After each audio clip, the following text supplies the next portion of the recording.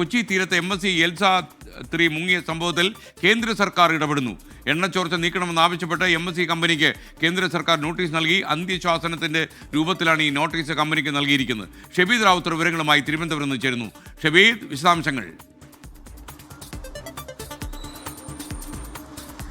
നമ്മുടെ കേരളത്തിന്റെ തീരത്ത്, അതായത് കേരളത്തിന്റെ തീരദേശത്തും അതേപോലെ തന്നെ മത്സ്യബന്ധന ആവാസ വ്യവസ്ഥയിലടക്കം വലിയ തരത്തിലുള്ള പ്രശ്നമുണ്ടാക്കിയ ഒരു സംഭവമായിരുന്നു MSC എൽസ 3 അപകടം. ഇതുവരെയും ഇക്കാര്യത്തിൽ കേന്ദ്ര സർക്കാരിന്റെയും സംസ്ഥാന സർക്കാരിന്റെയും കൈകോർത്തുള്ള നിലപാടായിരുന്നു. നിലവിൽ കമ്പനിക്കെതിരെ നിയമ നടപടി വേണ്ട എന്നുള്ളത്. പക്ഷേ ഇപ്പോൾ നമ്മൾ സംപ്രേഷണം ചെയ്ത നമ്മളുടെ നോട്ടീസ് അത് കേന്ദ്ര ഷിപ്പിംഗ് മന്ത്രാലയം MSC കമ്പനിക്ക് അയച്ച അന്ത്യശാസന നോട്ടീസാണ്. അതായത് നമ്മളുടെ കപ്പൽ ചാലിൽ അവർ കപ്പൽ നാവിഗേറ്റ് ചെയ്യുമ്പോൾ ഉണ്ടായിട്ടുള്ള വീഴ്ചകളുടെ വളരെ ഗുരുതരമായിട്ടുള്ള വിവരങ്ങൾ ആ നോട്ടീസിൽ ഉണ്ട് എന്നുള്ളതാണ് ഏറ്റവും ശ്രദ്ധേയമായിട്ടുള്ള കാര്യം. അതിൽ എണ്ണി പറയുന്നുണ്ട് എന്തൊക്കെ കാര്യങ്ങൾ ഇവർ ചെയ്തിട്ടില്ല എന്നുള്ളത്. അവശിഷ്ടങ്ങൾ മാറ്റുന്ന നടപടിക്രമങ്ങളിൽ ഗുരുതര വീഴ്ചയുണ്ടായി, ആവർത്തിച്ച് ആവശ്യപ്പെട്ടിട്ടും കാലതാമസം വരുത്തി.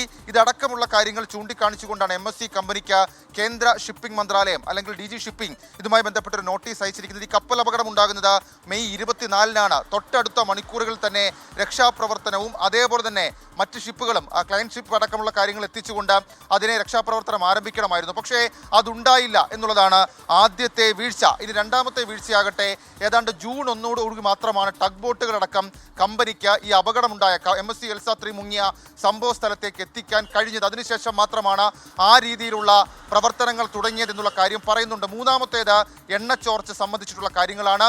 എണ്ണച്ചോർച്ച തടയുന്നതിൽ വളരെ കൃത്യമായ ഇടപെടൽ നടത്തണം. പ്രത്യേകിച്ച് കേരളത്തിൻ്റെ കാലാവസ്ഥ അനുസരിച്ച് മൺസൂൺ സീസണാണ്. അതുകൊണ്ട് തന്നെ ഈ വിഷയത്തിൽ ആ രീതിയിലുള്ള ഇടപെടൽ ഉണ്ടാകണം. അതല്ലെങ്കിൽ അതുകൂടി കാലാവസ്ഥ കൂടി മുന്നിൽ കണ്ടുകൊണ്ട് വളരെ പെട്ടെന്ന് ഇക്കാര്യത്തിലെ എണ്ണച്ചോർച്ചയടക്കം നീക്കാനുള്ള ശ്രമങ്ങൾ നടത്തണമെന്ന് കേന്ദ്ര ഷിപ്പിംഗ് മന്ത്രാലയം MSCയോട് അറിയിച്ചിരുന്നു. എന്നാൽ അക്കാര്യത്തിലും MSC ഗൗരവമായി പരിഗണിച്ചില്ല, ഗൗരവമായി മറുപടി കൊടുത്തില്ല എന്നുള്ള കാര്യം പറയുന്നു. ഇന്ത്യൻ തീരത്തെയും സമുദ്ര വ്യവസ്ഥയും കടുത്ത ആഘാതത്തിലാക്കി. കേരള തീരത്തെ ഇതിനകം കാര്യമായി ബാധിച്ചു. മത്സ്യത്തൊഴിലാളികൾക്ക് ജോലി നഷ്ടമായി, മത്സ്യത്തൊഴിലാളികൾക്ക് സാമ്പത്തിക ബുദ്ധിമുട്ടുണ്ടാക്കി. സാൽവേജ് നടപടിക്രമങ്ങൾ മെയ് 30 വരെ വൈകിപ്പിച്ചു എന്നുള്ള ഗുരുതര കാര്യങ്ങൾ കൂടി ഈ നോട്ടീസിൽ പറയുന്നുണ്ട്. ഈ സംഭവം ഉണ്ടായി കപ്പലപകടത്തിൻ്റെ തുടക്കത്തിൽ തന്നെ കമ്പനിക്ക് കമ്പനി വരുത്തിവെച്ച കാലതാമസം വലിയ തിരിച്ചടി ഉണ്ടാക്കി.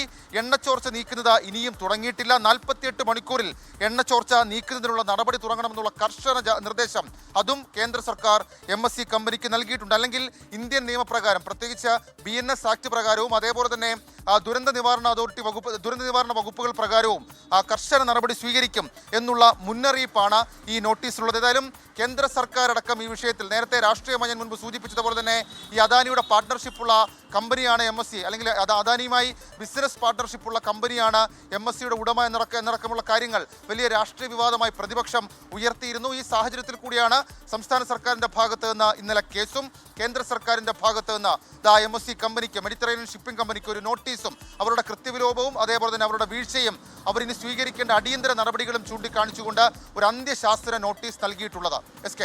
Thank you Shabeed Rawther. ഇപ്പോൾ